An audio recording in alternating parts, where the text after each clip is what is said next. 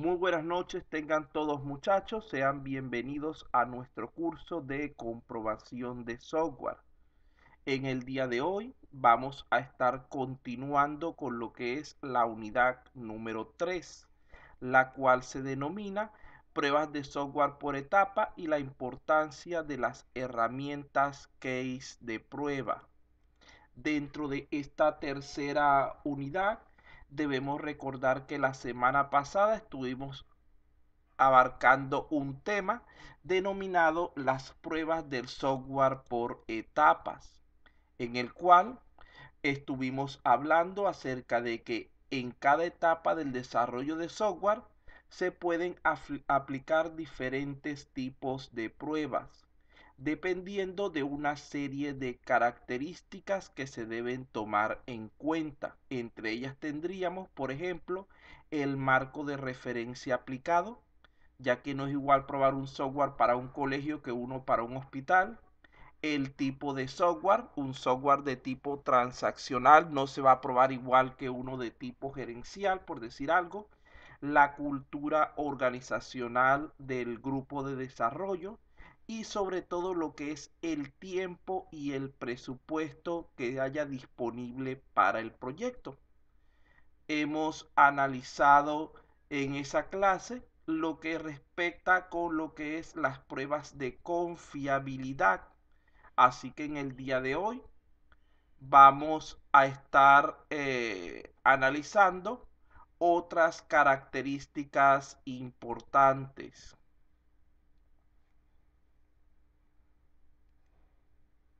Entonces, el tema 3.2 se denomina tipos de pruebas de software.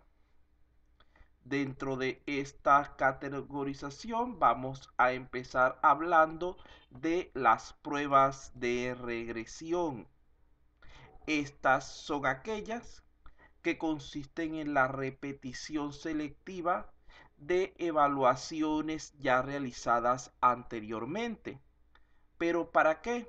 Simplemente con la finalidad de detectar fallos introducidos durante las modificaciones del sistema o algunos de sus componentes, muy especialmente después de que se hace una actualización o el arreglo, la reparación de alguna falla que se haya detectado. Este tipo de pruebas de regresión se efectúan para comprobar que los cambios no hayan originado efectos adversos no intencionados y que se siguen cumpliendo los requisitos especificados. Vamos a ver entonces cómo trabaja este tipo de pruebas. Fíjense lo siguiente, imaginemos que en primer momento, vamos a llamar a esto donde está el lápiz, se me perdió el lápiz, estoy con mi hija, ya va. Aquí está el lápiz. Vamos a imaginar que en primer momento, esta sería el primer ciclo, realizamos las pruebas correspondientes a un sistema X. Durante dichas pruebas, detectamos que existe uno o más errores. Debido a ello, procedemos entonces a reparar, a reconfigurar el sistema, a modificar el código, etcétera, con la finalidad de arreglar dichas fallas.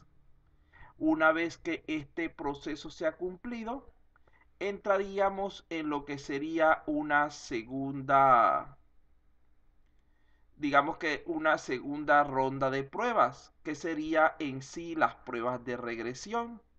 En esta segunda ronda de pruebas volvemos en primer lugar a evaluar el componente que acabamos de reparar. Si esa evaluación nos da correcto, debemos además de ello evaluar los elementos que puedan estar más directamente vinculados con ese componente. Vinculados. A fin de garantizar que los cambios que hicimos durante las reparaciones no hayan afectado a esos elementos.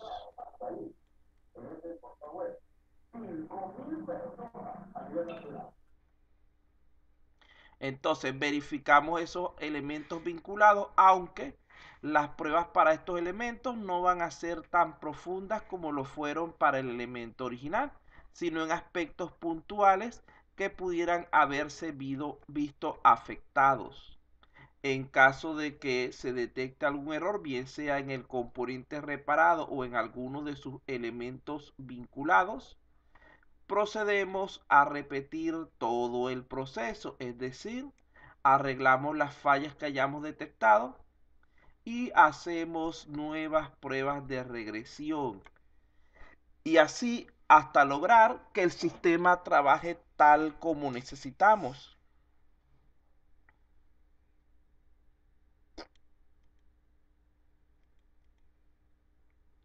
Fíjense que cuando hablamos de este tipo de prueba vamos a imaginarnos lo siguiente.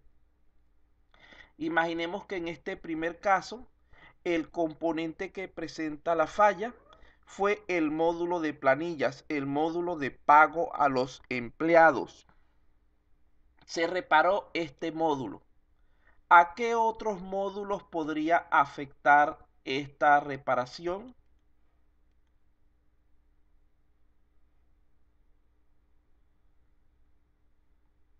¿Ustedes creen que, por ejemplo, si yo reparo el módulo de pago de nómina, de pago de planilla, afectará a los usuarios? ¿Sí o no? A ver, ¿tengo audio? Sí, sí, tengo audio. ¿Me escuchan?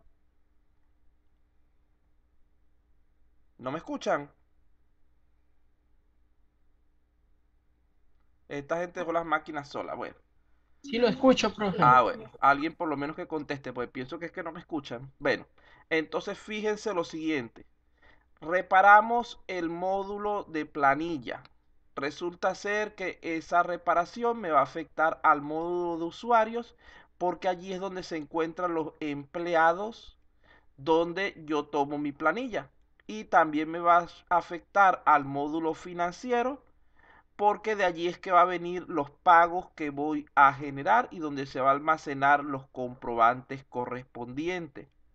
En este caso no me afecta ni al inventario ni tampoco a las compras, por lo que cuando yo voy a hacer mis pruebas debo probar solamente el módulo que reparé, que es el de planilla, y los dos módulos que están vinculados con él directamente, que son el de financiero y el de usuarios. Vamos a imaginarnos una segunda situación. Imaginemos que en lugar de tener que reparar el módulo de planillas, lo que tengo o lo que se reparó fue el módulo de ventas.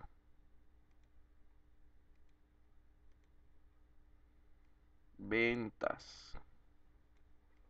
En este caso, ¿qué módulos podrían haber sido afectados?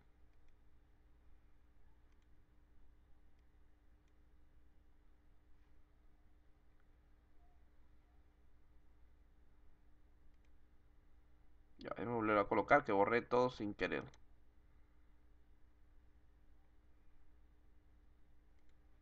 Entonces, si el módulo con el que yo estuviera trabajando no fuera el de planilla, repito, fuera el módulo de ventas,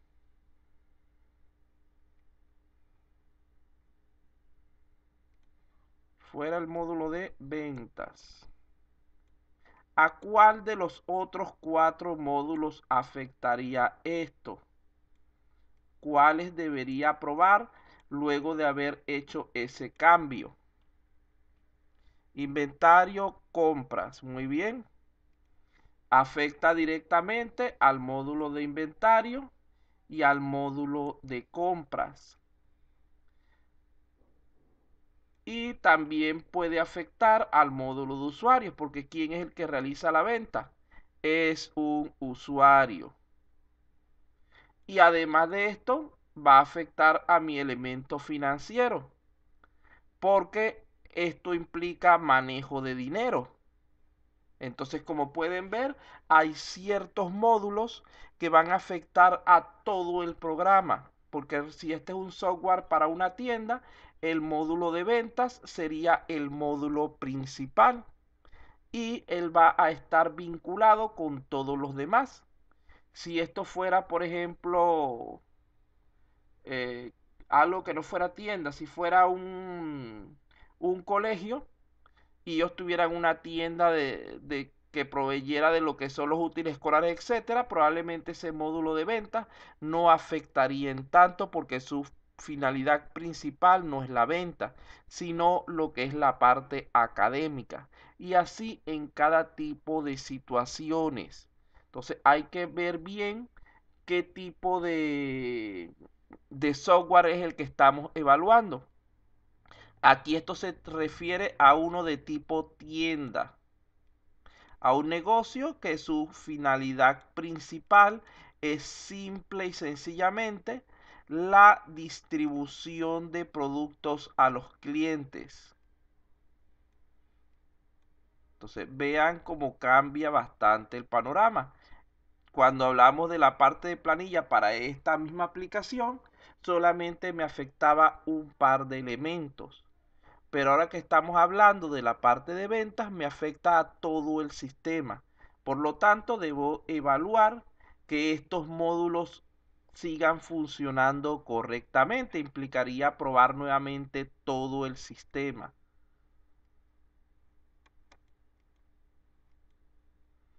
En las... tenía aquí la palabra ventas, no me percaté. Aquí está. 1, 2, 3. Vamos a dar esto.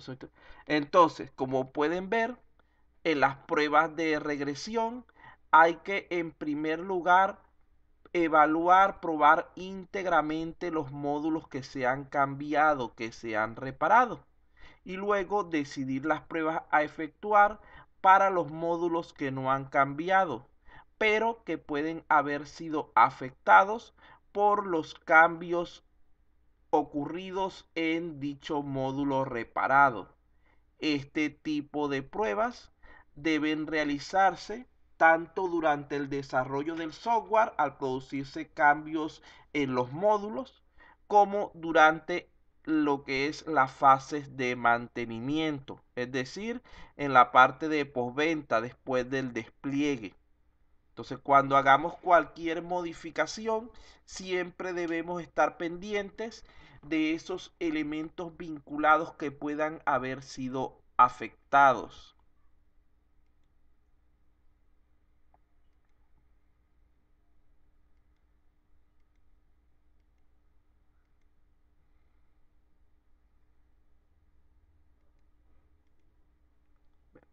Aquí tenemos algunos tipos de pruebas de los cuales vamos a hablar a continuación.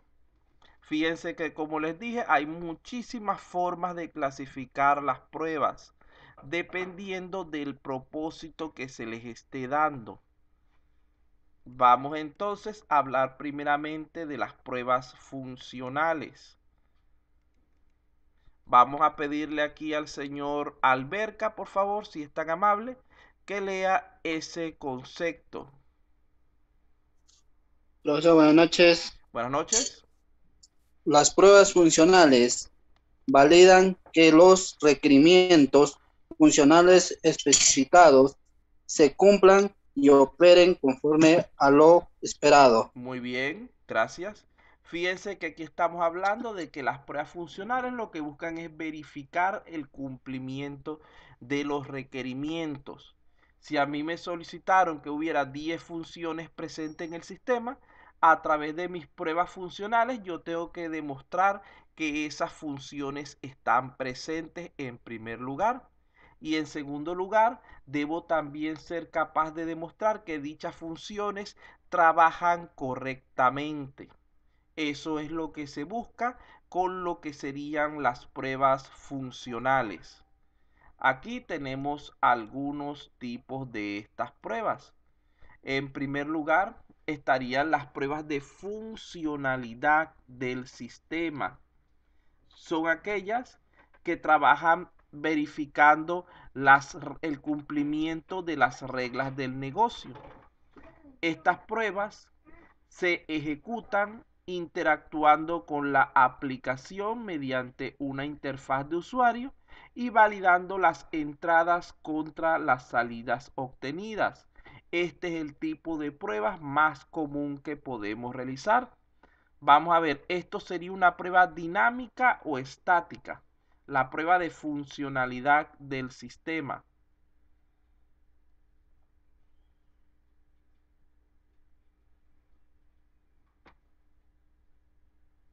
Dinámica porque dice que se realizan interactuando con el sistema. O sea, debe estar a través de su interfaz, debe estar la aplicación en funcionamiento, debe estar activa, por lo tanto es una prueba de tipo dinámico.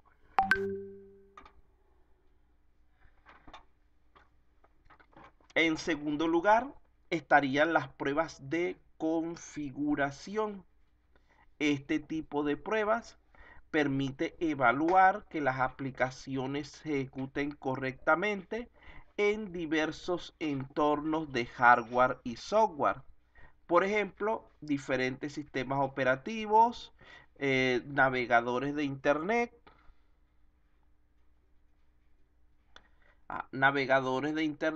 resoluciones de pantalla, dispositivos, por ejemplo, no es lo mismo ejecutar una aplicación en el celular o la tablet que en el computador o laptop, etcétera. Entonces, esto es lo que se evalúa en las pruebas de configuración.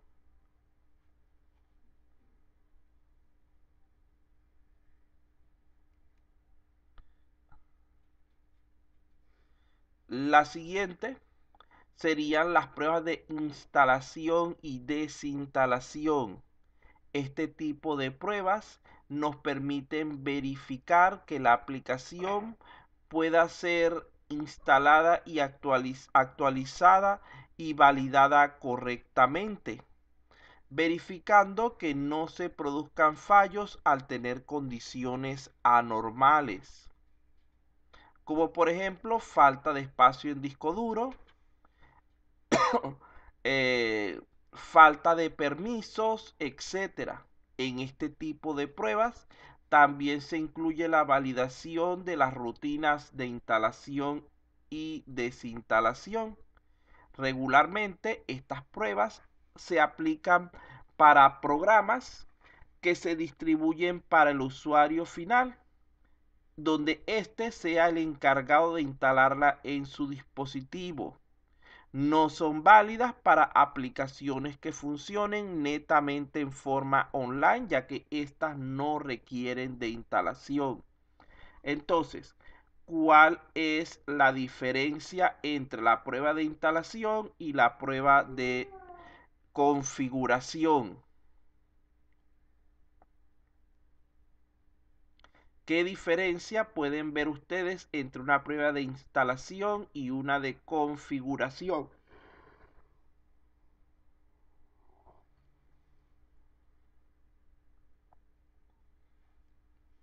Ay, esta gente está como durmiendo y no sé qué les pasó.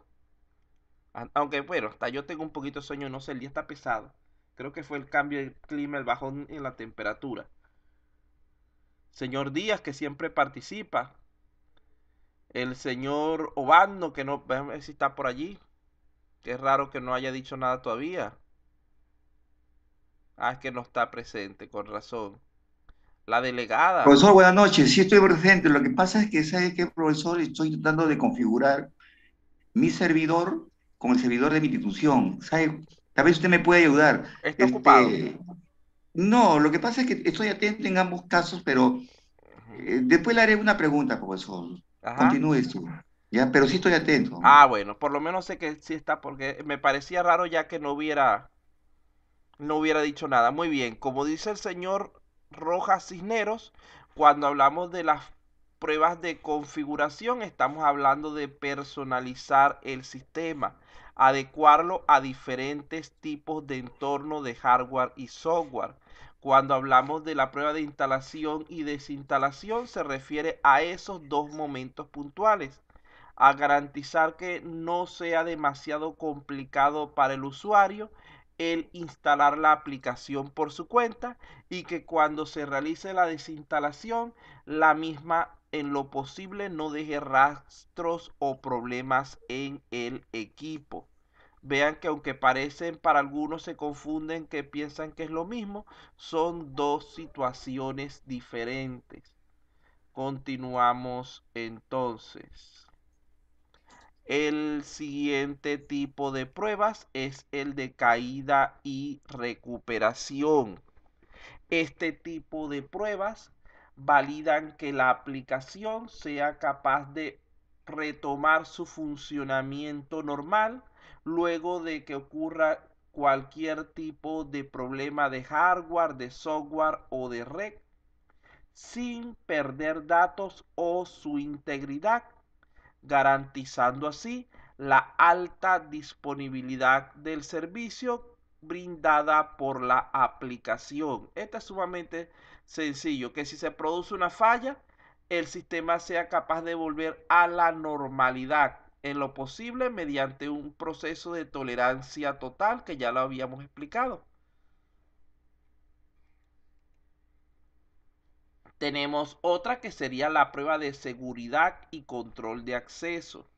Este tipo de pruebas se realizan para disminuir el riesgo de sufrir un ataque de usuarios malintencionados, de intrusos especialmente.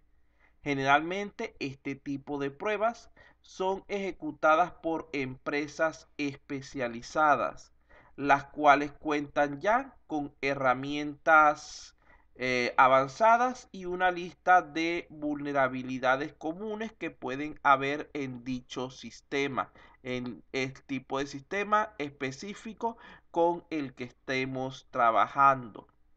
Finalmente, en cuanto a las pruebas funcionales, tendríamos la prueba de datos.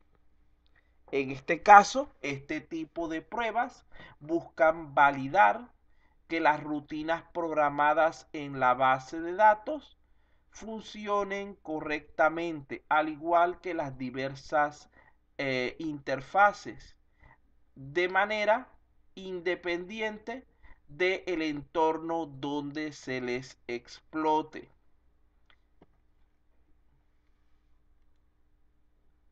Ya allí tendríamos las características más importantes de todos estos tipos de pruebas de pruebas funcionales. Vamos entonces ahora a hablar un poco acerca de las pruebas de desempeño. Aquí tenemos un concepto, el señor Capuñay, por favor, si puede. Sí, profe. Ajá. Pruebas de desempeño. Validan que se cumplan todos los requerimientos no funcionales relacionados al rendimiento de la aplicación. Para ejecutar estas pruebas se requieren el uso de herramientas que ayuden a simular las condiciones a validar. Muy bien. Entonces fíjense que aquí estamos hablando de pruebas que lo que buscan es garantizar que el rendimiento de la aplicación sea óptimo. Y como para esto generalmente se necesita someterlas a cargas intensas de trabajo, es muy común que la persona encargada de estas pruebas se ayude con herramientas de tipo automatizado que le permitan simular dichas condiciones. Vamos a hablar en este punto simplemente de tres tipos de pruebas de desempeño. En primer lugar, estarían las pruebas de concurrencia.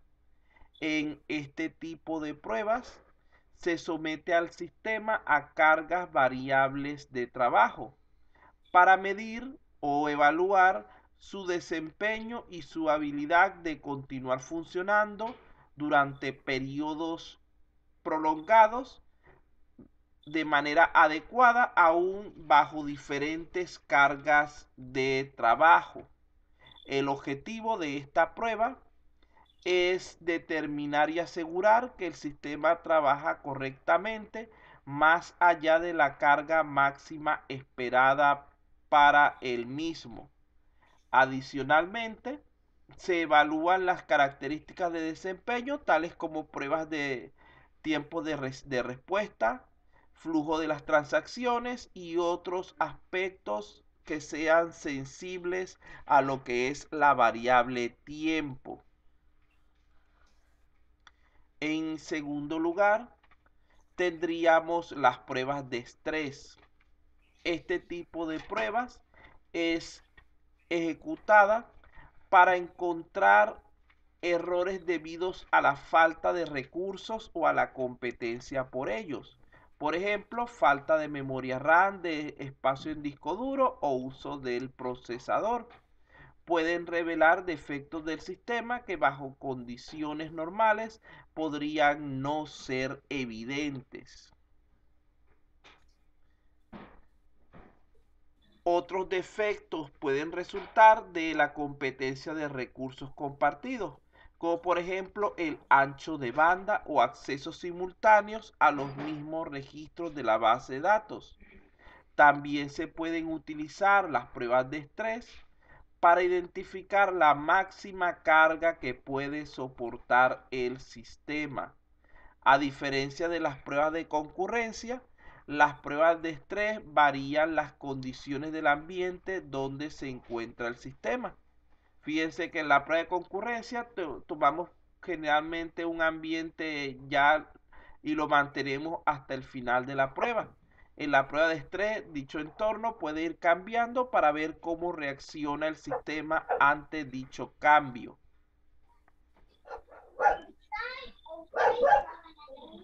Ya vamos a calmar Firulai. La tercera prueba de desempeño sería la prueba de resistencia. En este caso, se somete al sistema durante un determinado tiempo a una carga constante de transacciones, la cual puede ser una carga moderada o la carga máxima identificada en las pruebas de concurrencia. Estas pruebas suelen ser más largas, pudiendo durar más de 24 horas en ejecutarse. Este tipo de pruebas van a permitirnos identificar problemas que degradan el rendimiento de la aplicación con el tiempo, como por ejemplo el mal uso de la memoria o la liberación de los recursos. Vean que aquí tenemos tres pruebas que si las vemos así a simple vista, parecieran ser las mismas, pero que en realidad no lo son. ¿Qué es lo que evalúa la prueba de concurrencia? Realmente la capacidad del sistema de trabajar bajo condiciones fuera de límite. Es decir, él va a ir probando el sistema hasta conseguir en qué momento él colapsa. Supongamos que empieza probando con 500 conexiones simultáneas, por decir un número. Luego sube a 600, a 700, a 800, a 900, a 1000. Y resulta ser que cuando llega a 1200, el sistema se colapsa. Ya allí estamos determinando que el sistema, su capacidad máxima que puede él resistir en cuanto a trabajo sería inferior a los 1200. Y esto nos sirve para establecerlo, indicarle al mismo usuario, por ejemplo, en este caso, nunca le vamos a decir que hasta 1200. Porque recuerden que el usuario va a tratar de llegar hasta el límite de lo que se le indique. Aquí podemos decirle, por ejemplo, que hasta 1000 transacciones o usuarios conectados a la vez para dar un margen de libertad a la falla, a que no se presente la falla, porque el usuario dijo que hasta 1200 y de repente conectó 1201 y se cayó el sistema. Entonces lo que busca esta prueba es eso, ir sometiendo el sistema a diferentes cargas de trabajo para saber qué tanto tolera él, hasta dónde puede llegar. Y así garantizar que el sistema puede trabajar con la carga de trabajo que nosotros requerimos. En cuanto a las pruebas de estrés, ella lo que hace es no variar no va a variar tanto lo que es la parte de las conexiones, del uso que se da al sistema, sino las características de la infraestructura que lo soporta. Por ejemplo, vamos a suponer que aquí nos dio estos valores. 1200 es lo máximo que soporta y el recomendado es de 1000. Resulta ser que para la prueba estrés yo la someto a 1000 operaciones, que es mi recomendado máximo. Pero le voy reduciendo, por ejemplo, la memoria RAM.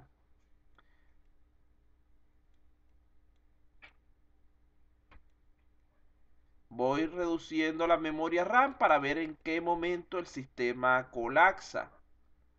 Y vuelvo a probarlo con 1000 usuarios, pero en vez de, por ejemplo, primero lo probé con 16 GB de RAM. Esto se usa mayormente para determinar requisitos mínimos del sistema y ese tipo de características. 16 GB. Trabajó bien. Pruebo entonces con 8 GB, por decir un número. Siguió trabajando bien.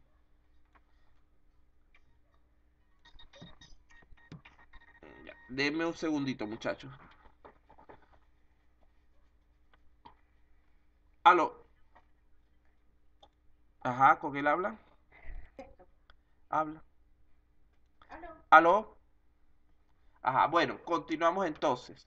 Disculpen la interferencia. Entonces volvemos a probar, por ejemplo, con 8 GB de RAM y vemos si el sistema eh, funciona así correctamente.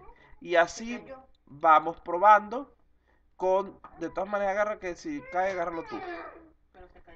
Ajá. Vamos probando diferentes configuraciones. Resulta ser que cuando no, ustedes se metieron en la página. Que cuando lo revisamos a 4 GB, el sistema colapsa. Ahí tenemos el mínimo de memoria RAM. Debería estar siempre por encima de ese valor. Igualmente hacemos lo mismo con el disco duro, con el procesador, etcétera. Este tipo de pruebas se basa mayormente en modificar lo que es la parte del hardware.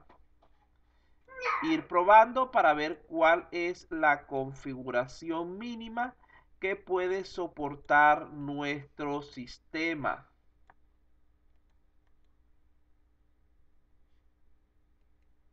La prueba de resistencia, fíjense que lo que hace es evaluar el sistema durante largos periodos de trabajo.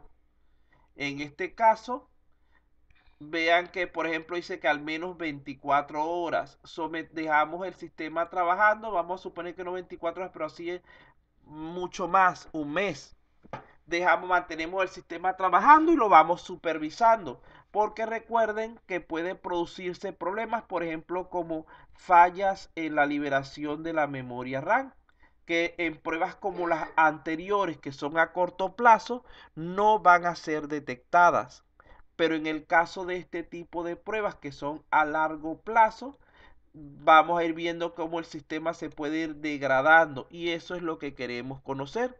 Puede suceder lo mismo con lo que sería eh, problemas con el disco duro, problemas por cualquier tipo de problemas del sistema que se manifieste a largo plazo. Entonces, estas pruebas de resistencia es eso, que el sistema sea capaz de trabajar correctamente durante periodos extendidos de trabajo.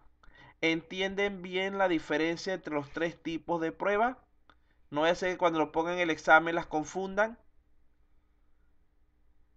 La primera se basa en la cantidad de usuarios.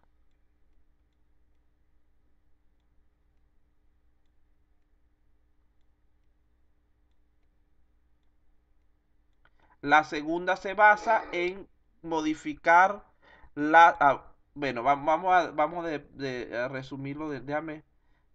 Vea lo siguiente. Tenemos en pocas palabras, tres tipos de pruebas de desempeño. La primera de ellas es la de concurrencia.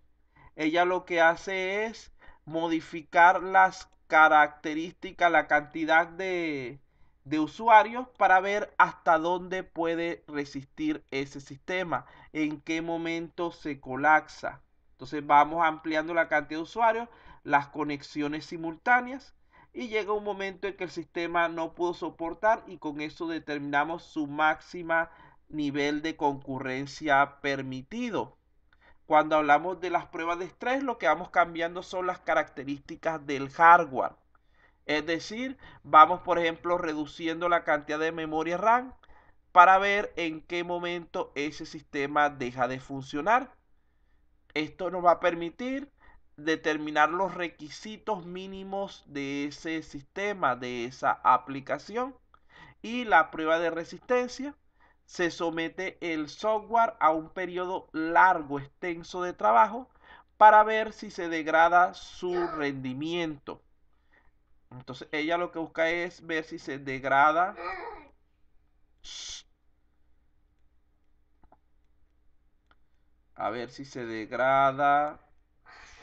el rendimiento.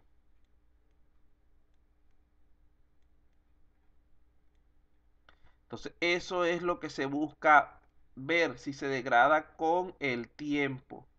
Fíjense que las otras dos pruebas que tenemos arriba son más de tipo puntual, más de tipo, vamos a decirlo así. Ustedes saben que en la tesis decimos que tenemos pruebas longitudinales y pruebas. Se recuerdan que hay dos tipos de pruebas cuando estamos hablando de las tesis. Hay unas o de las cuestiones estadísticas. Hay pruebas longitudinales y pruebas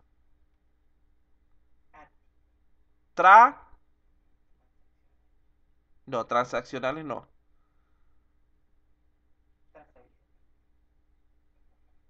Transversales. Transversales, profesor. Muy bien. Entonces, estas dos que están arriba son más de tipo transversal. Se realizan en un momento específico y listo. Estas que tenemos aquí son más de tipo longitudinal. Se van realizando durante un periodo extenso de tiempo diversas pruebas dentro de lo que sería una misma evaluación. Estas pueden tener lugar en un solo día, las primeras, mientras que la última puede durar un mes o varios meses probando antes de definir realmente que esa resistencia tiene cierto nivel determinado.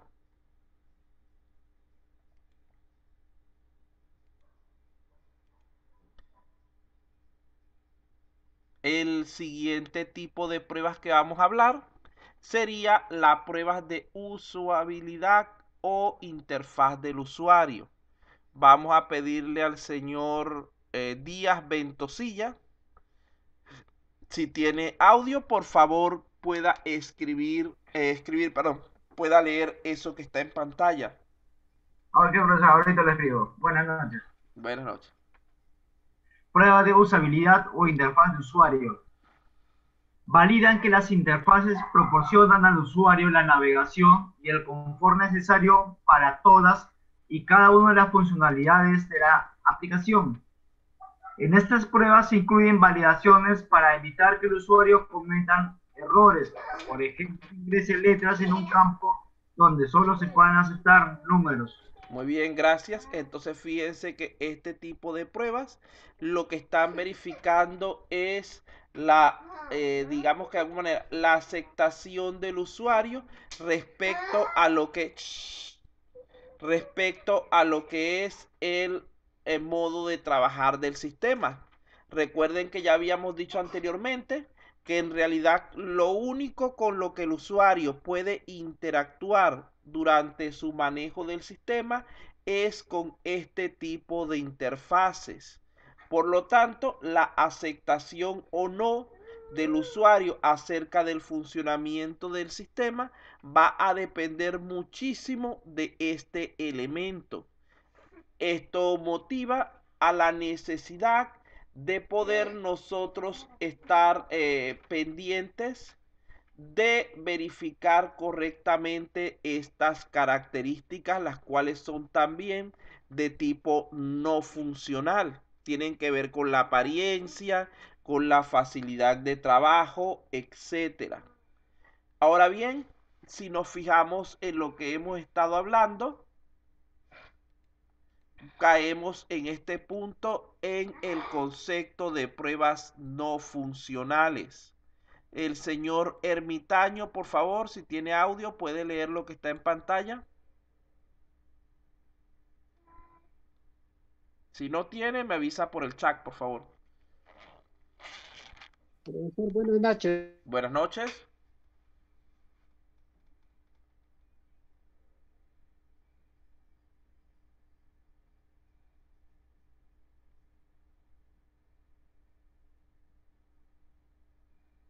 Por favor, señor Ermitaño, lea lo que está en pantalla.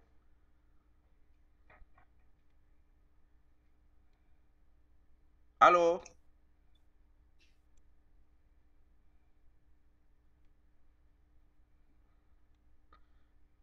No reacciona el audio del señor Ermitaño. El señor Inga Pircañuapa. Presente, profesor. Buenas noches, por favor, si es tan amable, porque el señor Ermitaño no le falló el audio al parecer. Ok. Pruebas no funcionales. Una prueba no funcional es aquella cuyo objetivo es la verificación de un requisito que especifica criterios que pueden usarse para juzgar la operación de un sistema. Requisitos no funcionales. Como por ejemplo la disponibilidad, accesibilidad, usabilidad, mantenibilidad, seguridad, rendimiento. Muy bien. Entonces, como pueden ver, la mayoría de las pruebas de las que estuvimos hablando hace un momento eran pruebas de tipo no funcional. No hay tantas clasificaciones para las pruebas funcionales porque recuerden que el aspecto funcional es sumamente objetivo y es mucho más fácil de evaluar, de verificar, ya que se puede trabajar directamente con valores numéricos, etcétera, con lo que serían salidas esperadas, mientras que las pruebas no funcionales son más de carácter objetivo, así que hay que buscar maneras más creativas de poder evaluar estos elementos, ya que por ejemplo en el caso de las pruebas de usabilidad o de interfaz de usuario, la persona puede que no esté conforme con los criterios que nosotros hayamos establecido y que termine pensando de otra manera, por lo cual nuestra prueba podría terminar siendo fallida. Entonces debemos estar muy pendientes de este tipo de elementos, ya que creo que la parte no funcional generalmente es mucho más compleja de satisfacer al cliente que la parte funcional. Vamos a ver entonces algunos ejemplos de tipo o alguna clasificación, porque no voy a, de los tipos de pruebas no funcionales. Aquí tenemos algunos de los más comunes, las cuales van a depender del tipo de requisito no funcional que se pretenda abarcar. Estos son links que los pueden llevar a información complementaria, pero no nos vamos a poner aquí a estar hablando tan largo de esto porque imagínense, se nos va a ir todo el resto del ciclo solamente hablando de pruebas funcionales y no funcionales. Tenemos lo que serían pruebas de seguridad, pruebas de estrés que ya las nombramos, pruebas de usabilidad que también las nombramos, pruebas de desempeño o rendimiento que también las nombramos, pruebas de internacionalización y localización, que son aquellas que implican que el sistema pueda funcionar en distintas ubicaciones geográficas, en distintos países. Por ejemplo, sistemas que tengan doble idioma, que trabajen tanto en inglés como en español. Pruebas de escalabilidad, que implica el ir aumentando, el ir agregando actualizaciones y componentes al sistema. Pruebas de mantenibilidad, que serían relacionadas con la reparación rápida de cualquier falla que se presente. Pruebas de instalabilidad, que ya hablamos de ellas. Y pruebas de portabilidad, que también hablamos de ellas hace un rato.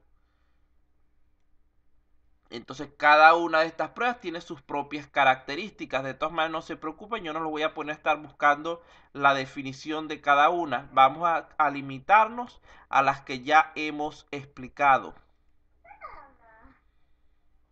Entonces, continuamos. Vamos a ver, vamos a darle sus 5 minutos de descanso antes de pasar a esta segunda parte.